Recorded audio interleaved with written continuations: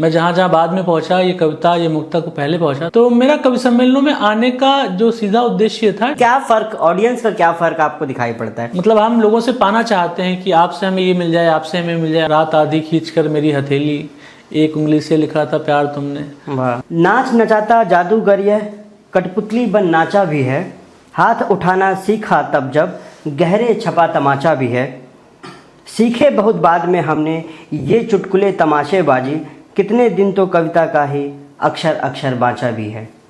नमस्कार दोस्तों, मैं हूं अनुपम त्रिपाठी, दैनिक जागरण हिंदी है हमसे। और मैं जो अभी कवितांश पढ़ रहा था, ये कवितांश है स्वयं श्रीवास्तव जी का लिखा हुआ। उनका कविता संग्रह घर के वास्ते अभी हाल ही में आया है और ये बहुत ही अच्छी बात है कि स्वयं श्रीवास्तव जी मेरे सामने बैठे हुए हैं। मैं स्वयं जी का इस कार्यक्रम में स्वागत करता हूं। नमस्कार अनुपम जी, और दैनिक जागरण और हिंदी है हम के प्लेटफॉर्म के सभी श्रोताओं को, दर्शकों को मेरा बहुत प्रणाम, बहुत नमस्कार और बहुत शुक्रिया कि आपने इस प्लेटफॉर्म पे मुझे बातचीत करने के लिए बुलाया, मुझे इसका हिस्सा बनाया। स्वयं जी, हम लोग बातचीत आगे बढ़ाएंगे, लेकिन एक सवाल मेरे दिमाग में था कि मैं सबसे पहले पूछूंगा कि आपकी पहली लोकप्रिय कविता कौन सी रही थी, जिसे लोग बहुत पसंद किए और उसको आप गुनगुना के भी सुनाएं। पहली कविता तो यही थी जिस किताब के टाइटल में जिसका शब्द युग्म है, और 2016-17 में ये मुक्तक मैंने लिखा था और इसने मेरे से आगे यात्रा करी। मैं जहाँ जहाँ बाद में पहुँचा, ये कविता ये मुक्तक को पहले पहुँचा। तो मैं ये 4 पंक्तियाँ पढ़ देता हूँ। मुश्किल थी संभलना ही पड़ा घर के वास्ते, फिर घर से निकलना ही पड़ा घर के वास्ते, मजबूरियों का नाम हमने शौक रख लिया, मजदूरियों का नाम हमने शौक रख लिया, हर शौक बदलना ही पड़ा घर के वास्ते। वाह वाह। तो ये है पहली मतलब जिसने थोड़ी सी पहचान दिलानी शुरू की, और 2017 में ये पंक्तियाँ हुई थी। बहुत खूब। तो स्वयं जी, मेरा अगला सवाल है कि आप उन्नाव जैसी जगह से आते हैं, कविता साहित्य आपने पढ़ा भी है, लेकिन ये संस्कार कैसे डेवलप हुआ कि आप कविताएं पढ़ेंगे, लोगों को कविताओं से अपनी ओर आकर्षित करेंगे? जैसे हमारे यहाँ कहते हैं कि आपकी अपनी योजनाएं होती हैं और ईश्वर की अपनी योजनाएं होती हैं। तो मेरा भी ये कुछ मुझे नहीं पता था कि मैं मतलब कविता लिखने लगूंगा या मंच पे परफॉर्म करूंगा या कवि सम्मेलनों में जाने लगूंगा, लेकिन एक यात्रा ईश्वर की, मैंने कहा ना कि ईश्वर की अपनी योजनाएं होती हैं, तो वो आपको वैसे ही आपकी ज़िंदगी में कुछ घटने लगते हैं, चीज़ें ऐसी घटने लगती हैं कि आपका रास्ता मुड़ जाता है एक तरफ। तो मेरे ख्याल से भी मेरे साथ भी कुछ ऐसी चीज़ें हुई जो फिर वो रास्ता इधर को आ गया। लेकिन वो पिन पॉइंट क्या था? कई बार होता है ना कि जब लगने लगता है कि हाँ अब मैं कुछ, ये पिन पॉइंट कोई अलग नहीं है। मतलब मैं कोई ऐसा नहीं आपको बताऊंगा कि कोई मतलब मेरे भीतर कुछ ऐसा था। हम जब युवा होते हैं, 18-19 साल की हमारी आयु होती है, 20-21 साल की, तो सबसे बड़ी प्राथमिकता ये होती है कि हमारा घर चल सके और हम अपने घर में मदद कर पाएं, अपने पैरों पे खड़े हो जाएं और भविष्य हमारा सिक्योर हो जाए। तो मेरा कवि सम्मेलनों में आने का जो सीधा उद्देश्य था कि कुछ पैसे आ जाएं, क्योंकि कवि सम्मेलनों में तत्काल पैसे मिलते थे।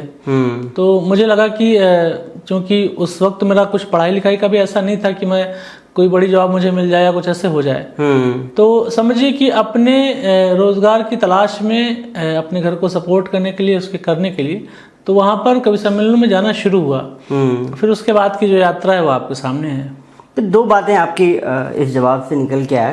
पहली चीज़ ये है कि कविता से घर चलाना, यानी कि जो आर्थिक ज़रूरतें हैं हमारी, कविता सुना करके पूरा करना। जबकि बहुत बार ये सोचा जाता है, समझा जाता है कि आर्ट को बेचा नहीं जाता या अपनी कविताओं को, अपने गीतों को बेच करके काम नहीं किया जाता। इस पर आप क्या कहना चाहेंगे? देखिए, जो पब्लिक परसेप्शन है, आप जो बात कह रहे हैं सही बात कह रहे हैं।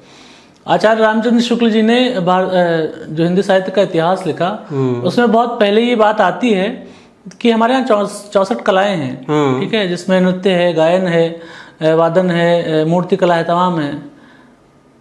तो ये उपविद्याएं मानी गई हैं सारी। कविता विद्या है, कविता का जो स्थान है वो विद्या है। लेकिन हम लोग, जो आपने कहा घर चलाने की बात, तो विद्या हमारा एक माध्यम जरूर है, लेकिन उसमें परफॉर्मिंग आर्ट भी जुड़ जाती है। ठीक बात। तो मैं समझता हूँ कि विद्या को केंद्र बनाकर परफॉर्मिंग आर्ट का जब उसमें मसाला जोड़ते हैं तो उसके बाद जो घर चलाने की जो सहूलियत हम लोग को थोड़ी सी प्राप्त हुई है तो वो उसका परिणाम है। और मुझे लगता है कि अगर ईमानदारी से अपना काम किया जा रहा है और उससे अगर आपका घर चल रहा है तो उसमें कोई समस्या नहीं होनी चाहिए। एक चीज़ और मज़ेदार है, आपने युवाओं की बात की, अपने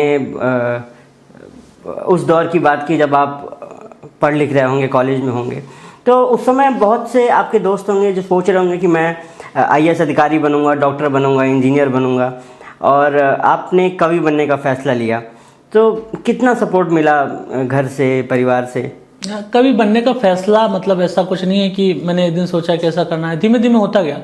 देखिए क्या है कि बात ये होती कि हमारे परिवार को हमारे पैशन से दिक्कत नहीं होती, बशर्ते हम अपना मतलब अपने पैरों पे कुल्हाड़ी नहीं मार लें। मतलब हमारा जीवन अच्छा चल जाए। हमारे घर वाले यही चाहते हैं कि हमारा मतलब चीज़ें अच्छी चलती रहें। तो दोस्तों का सपोर्ट रहा है और परिवार का सबसे ज़्यादा सपोर्ट रहा है। मेरी जो माँ हैं उन्होंने हमेशा सपोर्ट किया और उनके सपोर्ट से ही चीज़ें जो है इस तरीके से आगे, क्योंकि सफलता का जो फेज़ आता है वो बाद में आता है, लेकिन लंबा एक संघर्ष आपके साथ यात्रा करता है और उस संघर्ष में आप अकेले जूझते हैं तो ज़्यादा कठिन होता है, लेकिन अगर आपके घर वाले थोड़ा सा मदद करते हैं तो चीज़ों में निकलने में थोड़ी सी आसानी रहती है। अब मैं जब संग्रह पढ़ रहा था तो इसमें बहुत सी कविताएं प्रेम पर भी हैं, तो प्रेम हुआ आपको? स्वाभाविक है, प्रेम तो सबके हिस्से में आता ही है। और लेकिन ये है कि प्रेम की परिणति अलग अलग होती है, कुछ को मिलता है कुछ को नहीं मिलता है, तो इतना सही है। लेकिन प्रेम तो चूंकि हम मानव हैं तो एक जैसी हमारी फीलिंग्स होती हैं, सबका एक महसूसियत हमारी एक जैसी ही होती है, मेरी, आपकी या किसी के भी। तो प्रेम जिस हिस्से में आता है, जितना आना चाहिए उस हिस्से में आया। तो कोई अपनी गीत की कुछ पंक्तियां जो आप अपने प्रेम को याद करके आज गुनगुनाना चाहें हमारे श्रोताओं? बहुत सारी कविताएं हैं इसमें, जब आप ध्यान से पढ़ेंगे तो बहुत सारी कविताएं, और प्रेम के अलग अलग जो आप स्टेज पे होते हैं, जीवन में कुछ ऐसा घट रहा होता है जो आपको लगता है कि यार तो वैसे है, तो इसमें प्रेम की बहुत सारी कविताएं हैं। जैसे एक दिवाली पे गीत था इसमें, एक 2016 में मैंने कविता लिखी थी, इस दिवाली आप गृहलक्ष्मी किसी आंगन की होंगी।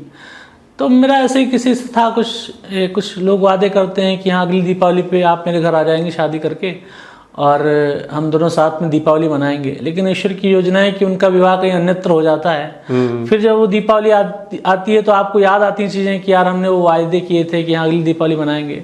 तो फिर वहाँ से दीपावली के दिन ही एक कविता लिखी कि इस दिवाली आप गृहलक्ष्मी किसी आंगन की होंगी, इस दिवाली पे यहाँ यादों का एक दीपक जलेगा। तो ऐसी तमाम कविताएं इसमें हैं। तो मतलब प्रेम हुआ और प्रेम के अनुभवों से आपने अपने कविता संसार को रचा। मतलब जीवन ने जो जो मोड़ दिखाए या जीवन में जो जो मिलता गया उसको उसी साक्षी भाव से लिखने का प्रयास किया है, पूरी ईमानदारी से।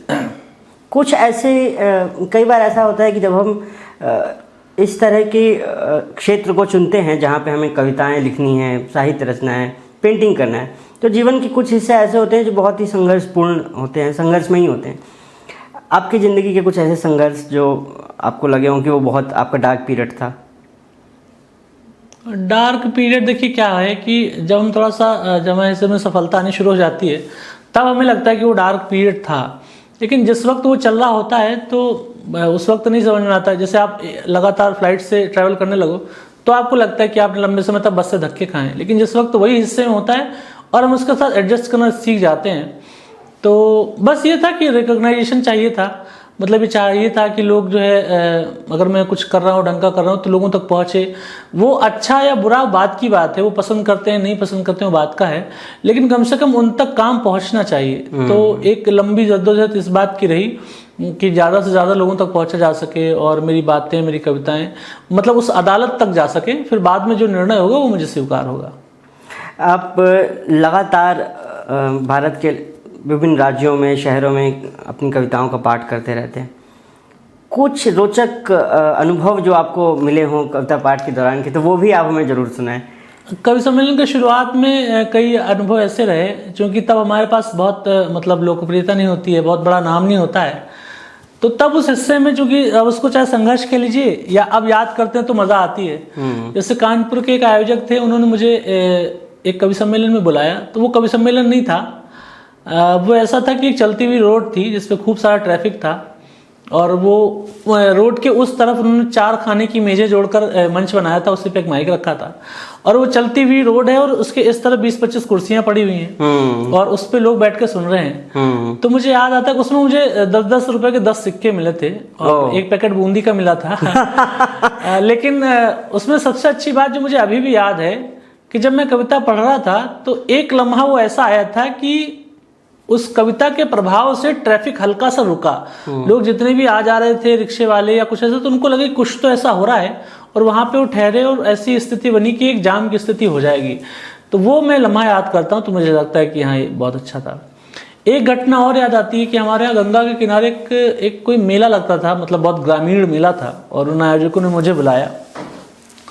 वहां पर जब ऐसा हुआ था तो थोड़ा सा नाम हो गया था।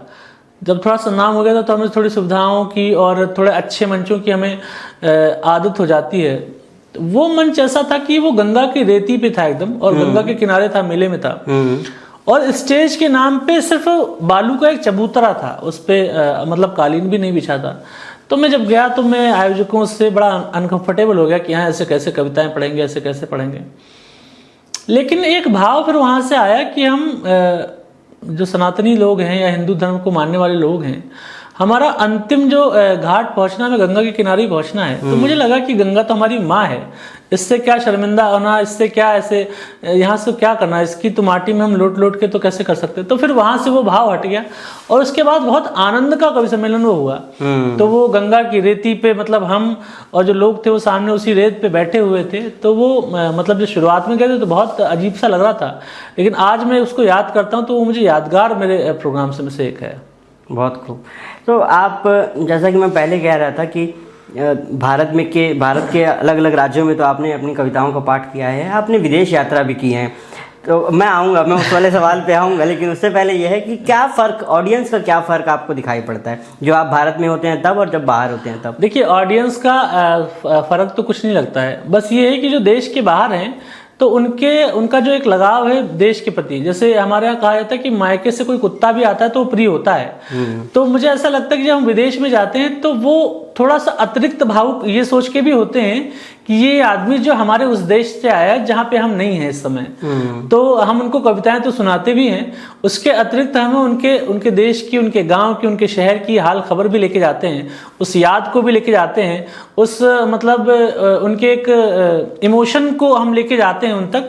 तो वो अतिरिक्त मन से सुनते हैं हमें और अतिरिक्त प्रेम स्नेह देते हैं। तो अब मैं आता हूँ उस वाले सवाल पे। कई बार ऐसा होता है कि अगर आप इंजीनियर हैं या डॉक्टर हैं या किसी प्रोजेक्ट पे ही आपको बाहर जाना होता है, लेकिन आप बतौर कवि आप बाहर गए विदेश में, तो पहला विदेश दौरा आपका कहाँ का था? मेरी पहली विदेश यात्रा जो कवि सम्मेलनों की थी वो थाईलैंड की थी, बैंकॉक। कविता पढ़ने ही गए थे ना वहाँ पे? कह सकते हैं कविता भी पढ़ने गए थे, कविता ही पढ़ने गए थे। और मुझे मतलब कविता पढ़ना एक बहाना था, बाकी नहीं, उस वक्त तो वो बहुत बड़ा ब्रेक था मेरे लिए। और मुझे उस वक्त तक ये भी नहीं पता था कि थाईलैंड और बैंकॉक दो मतलब एक ही जगह है, मतलब बैंकॉक थाईलैंड की राजधानी है। मुझे ये लगता था कि थाईलैंड और बैंकॉक दो अलग अलग देश हैं। फिर एकदम से जब ये सूचना पब्लिक हुई कि मैं बैंकॉक जा रहा हूँ कवि सम्मेलन के लिए, तो एकदम से लोगों ने मुझे बधाई देनी शुरू कर दी। और उनके बधाई देते समय वो अजीब से मुस्कुरा के मतलब मुझे बधाई देते थे। तो मुझे पता नहीं चलता था कि यार ये क्या सीन है, इसमें इतना क्या बात है। फिर चीज़ें पता चली कि वो किस लिए मशहूर है। तो लेकिन वो अच्छा अनुभव था, बहुत अच्छा अनुभव था। तो ये तो जाने से पहले का आप अनुभव बता रहे हैं, जब आप लौट के आए तब भी लोगों के मन में कुछ शक शुबा था? नहीं, शक शुबा क्या, दोस्त हैं वो तो मजे लेते ही हैं, तो आप कहीं भी जाओ तो मजे लेते ही हैं। लेकिन वो बहुत यादगार प्रोग्राम था और बहुत यादगार सफर था। और पहली विदेश यात्रा तो आपको हमेशा याद है। जीवन में जो कुछ भी पहला होता है, पहला प्रेम, पहला चुंबन आपका, या पहली विदेश यात्रा, या जीवन में जो भी कुछ पहली घटती है, तो बहुत अच्छा उसकी याद हमेशा रहती है साथ में आपके। आपने बातचीत के दौरान अभी पहले प्यार का जिक्र कर दिया है, तो क्या वो अभी भी हॉन्ट करता है रह रह के? क्या है कि देखिए, प्रेम तो आपके जीवन में सबके ही हिस्से में आता ही है कभी ना कभी। और जब हम स्कूल या कॉलेज में होते हैं तो कोई एक ऐसा व्यक्ति होता है जो आपको मतलब आपके बचपन को एकदम से मतलब यौवन की दहलीज पे लेके आ जाता है। उसकी वजह से आपके सोचने का तरीका, आपको एकदम से पूरी दुनिया जो है बहुत गुलाबी गुलाबी से लगने लगती है, एकदम से लगता है कि सितार बज रहे हैं ऐसे करके। वो फीलिंग अलग होती है। आज जो मतलब जिनकी आयु बढ़ गई है, 40 के हो गए, 45 के, तो शायद उनको वो भाव याद नहीं रहा हो, लेकिन उस वक्त या आज भी जो लोग उस दौर में हैं, मतलब जिनकी एज जो टीनेजर्स हैं, तो वो भाव तो सबके लिए समान है, तो वो मुझे भी याद रहता है और अच्छी मुस्कुराहटों का सबब है वो। तो मैं इसी में गुजारिश करूंगा, क्योंकि बहुत से युवा इस इंटरव्यू को देख रहे होंगे, सुन रहे होंगे, कोई ऐसा गीत जो आप यहाँ गुनगुनाना चाहें। मन को एक मन याद हमेशा रहता है, उम्र का वो पन याद हमेशा रहता है। गा के, जैसे आप गा के सुनाने वाले थे। मन को एक मन याद हमेशा रहता है, उम्र का वो पन याद हमेशा रहता है, सब कुछ जाए भूल मगर इन होठों को पहला अंकन याद हमेशा रहता है। तो उस दौर की जो यादें हैं तो आपके व्यक्ति के जीवन में ताउम्र रहती हैं। फिर वहीं बचपन पे जाऊंगा। बचपन की कुछ अनोखे से कुछ ऐसा घटनाएं हुई हो जो आपको लगता है कि अपने श्रोताओं से साझा करें। बचपन मेरा बहुत शांत, शरारती थे आप? नहीं, बचपन मेरा बहुत शांत था और बचपन मेरा बाबा के सानिध्य में बीता। मेरे पिता नहीं हैं और बाबा का जो लिखने पढ़ने का क्रम था वो हमेशा बना रहा। हमारे घर में तमाम पत्रिकाएं नियमित रूप से आती थी, तपोभूमि आती थी और मेरे बहुत बचपन में आनंद मठ पढ़ लिए थे और दयानंद सरस्वती जी की सत्यार्थ प्रकाश पढ़ ली थी, जब उन्हें उनका मतलब भी नहीं पता था। बाबा वेद भी उनके पास थे और तमाम पुराण, मतलब एक लंबी एक जो श्रृंखला किताबों की होती है वो थी। वो मेरे लिए भी खूब सारी किताबें लेके आते थे, जिसमें चंपक, नंदन और फिर कॉमिक्स, ये सब जितनी भी डोगा और नागराज, ये सब में मैंने पढ़नी शुरू करी। तो मुझे बचपन के जो यादें याद आती है उसमें पढ़ने लिखने का ही जो मेरा एक क्रम था तो वो बना था। मैंने कवि बनने का कभी नहीं सोचा, लेकिन जो उस वक्त की पढ़ाई थी वो मुझे फिर बाद में इसमें काम आई। मतलब पढ़ने लिखने की जो अभिरुचि थी वो फिर इसमें काम आई मेरे। यानी कहीं ना कहीं आप ये भी श्रोताओं से साझा कर रहे हैं, बताना चाह रहे हैं कि पढ़ना बहुत जरूरी है, पढ़ने की आदत बहुत जरूरी है, पढ़ना बहुत जरूरी है। आपको जीवन, देखिए किताबें, मैं फिर आपसे कहता हूँ कि जैसे आपने कहा कि आपका जीवन जब थोड़ा सा डार्क पीरियड में होता है, किताबें आपकी बहुत अच्छी मित्र हैं। और मैं अपनी जो संघर्ष यात्रा में ये मैं स्वीकार करता हूँ कि किताबें ही थी वो जिन्होंने ये हौसला बनाए रखा कि चीज़ें बदलेंगी और उसके बाद चीज़ें हुई भी। तो मैं आज भी ये मानता हूँ कि अगर कभी ख़राब दौर आया तो ये किताबें मुझे संभाल लेंगी, और कोई संभालने के लिए होगा या नहीं होगा, लेकिन ये किताबें मुझे संभाल लेंगी। तो किताबें पढ़ना बहुत ज़रूरी है। तो कुछ अपनी पसंद की कुछ किताबों के बारे में भी बताएं। मेरी पसंदीदा किताबों में से एक तो नरेंद्र कोहली जी की महासमर मुझे बहुत पसंद है। दूसरी एक जापान की लेखिका हैं, उनकी किताब दुनिया भर में बहुत लोकप्रिय है, तोतो चान, वो मुझे बहुत प्रिय है। तीसरी एक किताब है रसूल की मेरा दागिस्तान, रसूल हमजा तो कि वो मुझे बहुत पसंद है। एक किताब बहुत पतली सी है और वो पहला अध्यापक उसका नाम है। तो ये 4 किताबें मुझे बहुत प्रिय हैं। किताबें और भी बहुत प्रिय हैं, लेकिन अगर सबसे पसंदीदा 4-5 किताबों की मैं बात करूं तो उनमें ये किताबें आती हैं। और जो लोग लिखने पढ़ने के क्रम से जुड़े हुए हैं और मतलब कुछ अच्छी किताबों के वो मतलब तलाश में हैं, तो ये 4 किताबें मैं आपको हाईली रिकमेंड करूंगा कि ज़रूर पढ़ें। और मुझे लगता है कि ईमानदारी से अगर ये किताबें आपने पढ़ी, मन से पढ़ी, तो ये आपके जीवन में कोई ना कोई बदलाव लेकर ज़रूर आएंगी।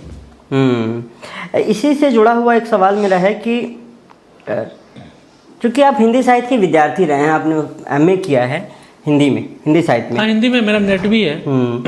तो मुझे यकीन है कि आपको हिंदी कविता की एक लंबी यात्रा के बारे में, आप उससे उस यात्रा से वाकिफ होंगे। क्या जो टाइम पीरियड गुजरा है, जो कविता की यात्रा अब तक की जो बनी है, उनके मूल्यों में किसी तरह की कोई परिवर्तन हुआ है? देखिए ये मतलब मेरे अगर मत से आप पूछें तो कविता के मूल्यों में परिवर्तन नहीं हो सकता। मतलब मेरा इसलिए क्योंकि हम जो मानव है उसके जो अपने जीवन मूल्य हैं, जो उसकी अपनी जीवन यात्रा है, तो वो मुझे लगता है शाश्वत है।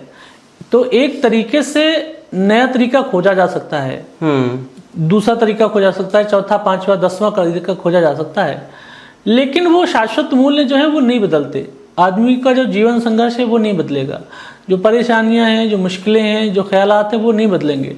तो कहन के तरीके तो बदल सकते हैं, और कविता में भी वही हुआ। जो कविता की मतलब एक लंबी परंपरा आई है और मतलब जहाँ से शुरू हुई भरत मुनि से, और मतलब जो भी पहले के लोग रहे और आज के जो लोग हैं जो लिखते हैं, तो उनके लेखन में, उनकी कहन में, उनकी शैली में परिवर्तन हो सकते हैं। लेकिन मुझे लगता है कि जो भाव कविता आपको लिखवाती है, जैसे वो क्रौंच पक्षी के वध से जो शुरू हुई, जो भाव करुणा जो उपजती है, जो हमारे यहाँ जो छंद विधान में जो बातें कही जाती है, जो रस हैं, 9 रस हैं, तो मुझे लगता है कि सारा कुछ उसी के इर्द गिर्द घूमता है। तो आप तरीके बदल सकते हैं, कहन बदल सकते हैं, लेकिन जो मूल्य रहेंगे वो हमेशा एक जैसे ही रहते हैं।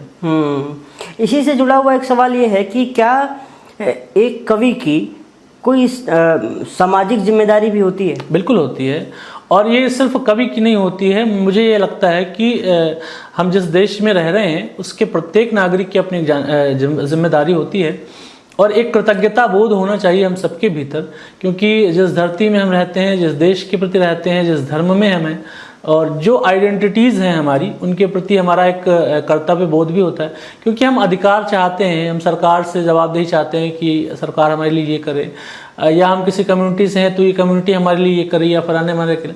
लेकिन हमें एक बार ठहर कर ये भी देखना चाहिए कि हम इसको क्या दे रहे हैं। मतलब हम लोगों से पाना चाहते हैं कि आपसे हमें ये मिल जाए, आपसे हमें मिल जाए, आपसे हमें मिल जाए, लेकिन हम ठहर कर ये नहीं देखते हैं कि हम बदले में क्या प्रतिदान दे पा रहे हैं। तो मुझे लगता है कि जैसे आपने कहा कि कवि की जो सामाजिक जिम्मेदारी होती है, तो वो निश्चित रूप से होनी चाहिए, और वो जिस क्षेत्र में जितना सक्षम है, अगर लोगों की आवाज़, मतलब एक जो समाज के अंतिम छोर पर खड़ा हुआ व्यक्ति है और समाज के सत्ता जो शीर्ष है वहाँ तक बात नहीं पहुँचा पा रहा है, और अगर कोई कवि है इस बात का पुल बनाने के लिए वो सक्षम है, तो मुझे लगता है कि उसको अपनी जिम्मेदारी का निर्वहन करना चाहिए। बस ये है कि वो बायस्ड नहीं हो जाए, और समाज का संतुलन जितना भी वो बना सकता है तो उसको बनाए रखना चाहिए। तो एक सामान्य, जो मेरा प्रश्न था कि एक सामान्य व्यक्ति की नैतिक जिम्मेदारी और या सामाजिक जिम्मेदारी, लेकिन बतौर कवि, चूँकि वो इस संसार को एक नए नज़रिए से देखता है, चीज़ों को बहुत बारीकी में जाके देखता है, तो वो डिफ्रेंशिएट कहाँ से पैदा होता है, वो भिन्नता कहाँ से आती है सोचने समझने की? मैं आपके सवाल को समझ रहा हूँ। देखिए, जैसे जो आम जीवन लोग जी रहे हैं तो उनका बोध भी कम है उस तरीके से, क्योंकि कवि एक ऐसे विषयों पर कविताएं लिख रहा है, तो उसे समाज के जो विभिन्न जो स्ट्रक्चर है उसके बारे में ज़्यादा जानकारी है। तो मुझे लगता है कि समाज में जो तोड़ने वाली चीज़ें हैं, इसका मतलब आप ये भी कहना चाह रहे हैं, मेरे ख्याल है, कि बतौर कवि बहुत सारी चीज़ों को लेके उसको जागरूक भी होना होता है। नहीं, वो जागरूक होना ही चाहिए। देखिए, मैं ये कह रहा हूँ कि कवि मतलब वो एक्टिविस्ट ना भी हो, फिर भी समाज में क्या चल रहा है और या उसके अपने विषय में क्या परिवर्तन हो रहे हैं। अगर वो प्रेम का कवि है तो वो कम से कम इस क्षेत्र में देखे कि समाज किन मूल्यों को छोड़ रहा है, किन मूल्यों को अपना रहा है। या अगर वो मतलब विद्रोह की कविताएं लिखता है या ओज की कविताएं लिखता है, तो उसको ये लगना चाहिए कि समाज में ऐसा कोई वर्ग तो नहीं है जिसकी आवाज़ दबाई जा रही है, या कुछ ऐसा तो नहीं हो रहा है कि मतलब वो लंबे समय तक असंतोष रहा और वो अगर कभी फूटेगा तो वो खराब चीज़ें होंगी। तो मुझे लगता है कि बीच में जो सेतु होते हैं, जो संवादहीनता जहाँ पर होती है, सत्ता और समाज का जो निचला हिस्सा है, या जो लोग दबे कुचले हैं और जो सक्षम लोग हैं, तो अगर कभी उनके बीच में सेतु बन जाता है, पुल बन सकता है, तो मुझे लगता है कि उसको अपनी जिम्मेदारी का आगे बढ़कर निर्वहन करना चाहिए। थोड़ा सा बात को बदलते हैं। हाँ।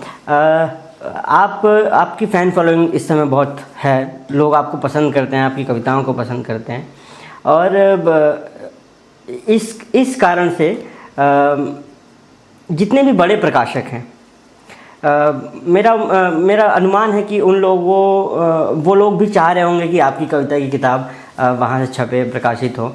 लेकिन आपने एक ऐसे प्रकाशक को चुना जो उभरता हुआ प्रकाशक है, लगातार नया नया काम कर रहा है। मैं अनबाउंड स्क्रिप्ट प्रकाशन की बात कर रहा हूँ, जहाँ से स्वयं जी की ये किताब घर के वास्ते प्रकाशित हुई है। तो ये उभरते हुए प्रकाशक को चुनने का फैसला आपने कैसे लिया? बहुत अच्छी बात पूछी आपने अनुपम जी।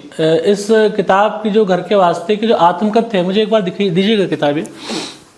तो ये किताब जब आप पढ़ेंगे तो इसका जो आत्मकथ्य है, तो उसमें मैंने एक चीज़ लिखी है कि वो लोग हमें हमेशा याद रहते हैं जो हमारी संभावनाओं पे दांव लगाते हैं। जब हम सफल हो जाते हैं तो एक बहुत बड़ा वर्ग आपसे जुड़ता है जो आपके संघर्ष की यात्रा में कहीं नहीं था। लेकिन जो लोग आप पे उस वक्त दांव लगाते हैं जब आप कुछ भी नहीं होते और ये भी नहीं पक्का पता होता है कि आप मतलब अच्छा कर ही लोगे। तो जब मैं अनबाउंड स्क्रिप्ट्स का जब मेरे पास प्रस्ताव आया तो मैंने जब उनके बैकग्राउंड की थोड़ा सा जानकारी करी तो ये पता लगा कि नए लोग हैं, ठीक है। लेकिन मुझे ये याद आया कि नया तो मैं भी हूँ, और अगर वो नए पे दांव खेल रहे हैं और कोई ना कोई तो कम से कम कभी ना कभी कोई तो विश्वास करेगा। तो मुझे लगा कि चूंकि जो उनके बातचीत का तरीका था और जो उनके काम करने का मतलब उनका वर्क स्टाइल था, तो मुझे लगा कि ठीक है नए व्यक्ति हैं, लेकिन नया व्यक्ति ज़्यादा मेहनत करता है क्योंकि उसको अपने आप को भी साबित करने की मन में इच्छा होती है। तो मुझे लगा कि मुझ पे भी कुछ लोगों ने कभी भरोसा किया था, तब यहाँ पर यात्रा आई है। तो मैं भी अगर अपनी कविता किसी अच्छे व्यक्ति को, नए व्यक्ति को देता हूँ, तो मुझे लगता है कि बहुत मेहनत के साथ जब दोनों हम नए लोग जुड़ के आएंगे तो कुछ अच्छा निकल के आएगा। और उसी का ये परिणाम है कि जब हम 17 दिन में जब इस किताब का पहला संस्करण लगभग पूरा लोगों ने खरीद लिया और खूब प्रेम स्नेह भेजा है, तो मुझे लगता है कि वो निर्णय कहीं ना कहीं सही था। और मैं इस निर्णय के प्रति पहले दिन से आश्वस्त था कि भले ही प्रकाशक नया है लेकिन ये बहुत अच्छा काम होगा। अपनी आपके पसंदीदा कवि कौन कौन से हैं जिन्हें आपने शुरू से पढ़ना पसंद किया? मुझे धर्मवीर भारती जी, वो तो गद्यकार के रूप में बहुत फेमस हैं, लेकिन मुझे उनकी एक कविता बहुत याद है, बहुत पसंद है कि अगर डोला कभी इस राह से गुजरे कुबेला। तो वो मुझे याद तो नहीं है पूरी कविता, लेकिन उस कविता के प्रति मेरा बहुत आकर्षण है। कुंवर नारायण जी की वो कविता की दुनिया को तुम्हारे हाथ की तरह गर्म और सुंदर होना चाहिए, केदारनाथ सिंह जी की कविता है।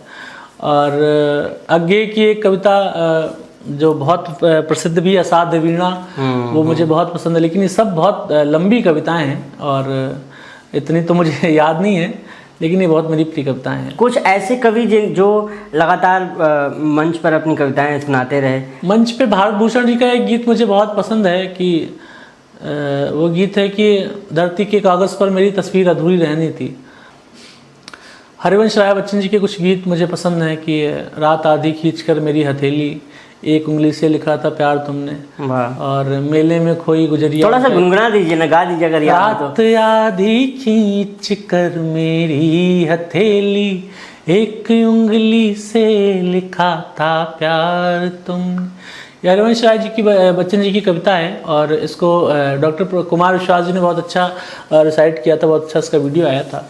तो ये कविता मुझे बहुत पसंद है।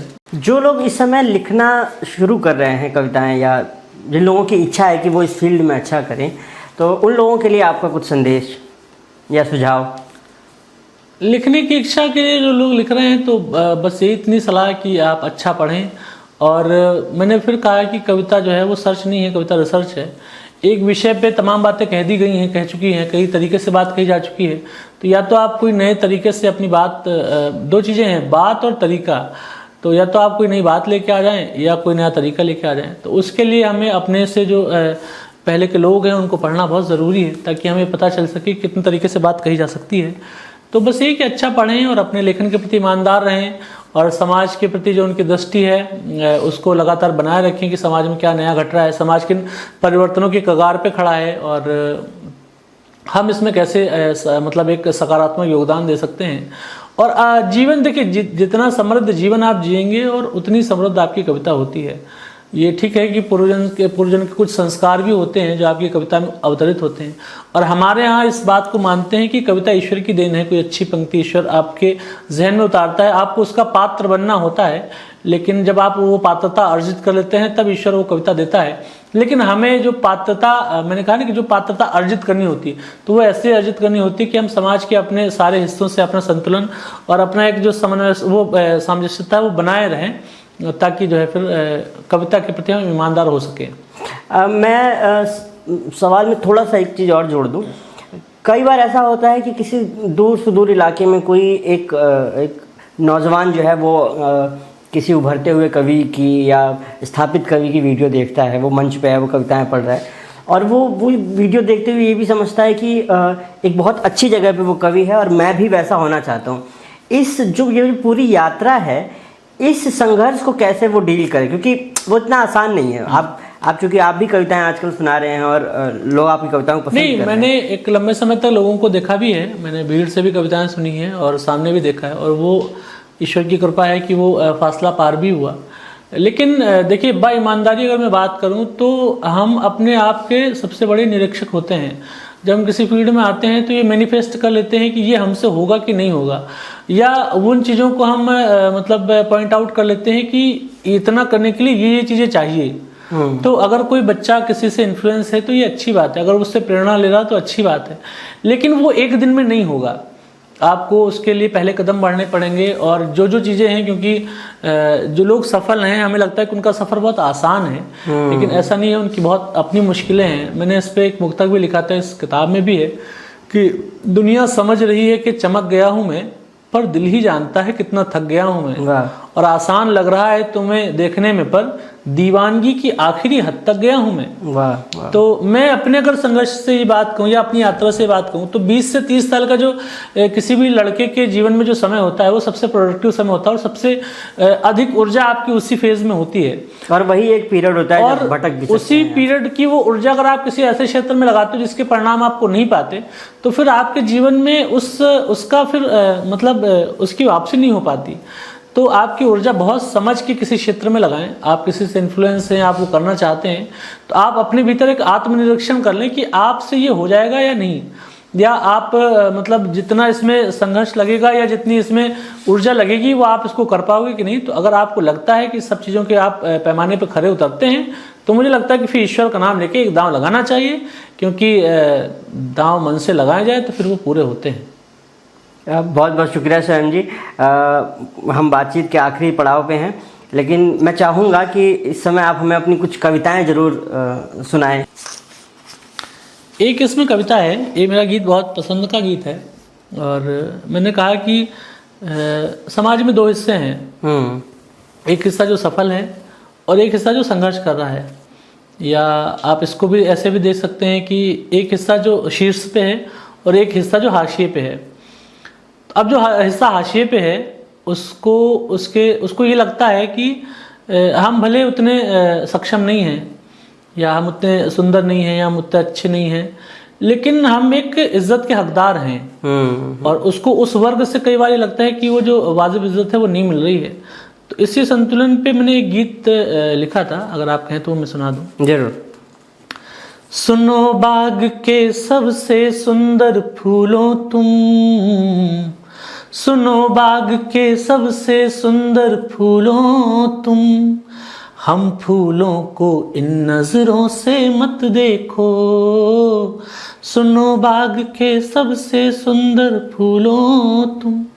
जैसे जो गाने वाले लोग हैं, या नाचने नृत्य से जुड़े लोग हैं, अभिनय से जुड़े लोग हैं, या जो स्टैंड अप कॉमेडी से जुड़े हुए लोग हैं, कवि सम्मेलनों से जुड़े हुए लोग हैं, समाज का एक हिस्सा जो ब्यूरोक्रेसी में है या स्थायी नौकरियों में है, वो पूछता है कि और क्या चल रहा है। तो आप बताते हो कि मैं अच्छा थिएटर कर रहा हूँ, तो वो एक अजीब सी हिकारत की नज़र से देखता है। लेकिन जब वो लोग सफल हो जाते हैं तो फिर वो उनके मित्र हो जाते हैं। लेकिन मेरा बस ये कहना है कि जब वो संघर्ष कर रहे हो तब भी वो इतनी इज्जत के पात्र हैं। बन सुनिएगा। गाने वालों की अपनी मजबूरी है, हिरणों की बेचैनी ही कस्तूरी है, जिनका घर चलता है जिनके पैरों से, उन पैरों में घुंघरू बहुत जरूरी है। 12 साल का लड़का चलता रस्सी पर, 12 साल का लड़का चलता रस्सी पर, बना हुआ है अपने घर की छत देखो, सुनो बाग के सबसे सुंदर फूलों तुम। जब हम प्रेम में होते हैं, जब मैंने कहा कि हम मध्यम वर्गीय परिवारों के लड़कों के हिस्से में प्रेम एक तरफा आता है, और कई बार वो प्रेम हमें हमेशा साथ भी नहीं रह पाता, तो मैंने फिर लिखा कि तुम पर टिकती हैं दुनिया भर की नजरें, हम पर भूली भटकी तितली आती है, संघर्षों में सम्मोहन चुक जाते हैं, जैसे आती है वैसे उड़ जाती है, हम फूलों को कोई देवी नहीं मिली। दुनिया का हर फूल चाहता है कि वो देवी के चरणों में समर्पित हो। हम फूलों को कोई देवी नहीं मिली, गिरकर सूख गए कैसी किस्मत देखो, सुनो बाग के सबसे सुंदर फूलों तुम। और अंतिम बंद मैंने कहा कि जो हंसाने वाले लोग हैं, गाने वाले लोग हैं, उनका काम लोग बहुत आसान समझते हैं। अभिनय वाला अपने आंसू पी पी कर आड़ी तिरछी शक्लें खूब बनाता है, बड़े बड़े हंस कर भी ना कर पाते जो कर होकर रोकर वो कर जाता है। रामायण में सिर्फ राम ही राम नहीं, इस समाज में सिर्फ आप नहीं हैं, समाज में हम जैसे लोग भी हैं। रामायण में सिर्फ राम ही राम नहीं, कुशासनों पर सोए हुए भरत देखो, सुनो बाग के सबसे सुंदर फूलों तुम, हम फूलों को इन नजरों से मत देखो। वाह, वाह, है बहुत सुंदर। हाँ, इतनी अच्छी बातचीत चल रही है और इतना खूबसूरत गीत स्वयं जी ने सुनाया, लेकिन समय की अपनी सीमाएं हैं। चलते चलते एक सवाल मैं और स्वयं जी आपसे पूछना चाहूँगा कि आगे की आपकी क्या योजना है? आगे की योजनाएं देखिए क्या है कि पहले भी ये जितना कुछ हुआ ये सोच के नहीं आए थे, और ईश्वर ने खूब दिया, उनके प्रति खूब मतलब हमेशा कृतज्ञता एक है कि आपने मेरी पात्रता से अधिक मुझे दिया। लेकिन बस ये है कि मैं समाज के जो हिस्से जिनकी बात नहीं होती है, मैं उनका दर्द गाना चाहता हूँ, उनकी तकलीफ़ गाना चाहता हूँ, मैं उनकी आवाज़ बनना चाहता हूँ। तो मुझे जब जब ये लगेगा कि ये इस हिस्से की बात अनसुनी रह जा रही है, तो मैं कोशिश करूँगा कि उसको अपनी कविताओं में शब्द दे सकूँ, स्वर दे सकूँ।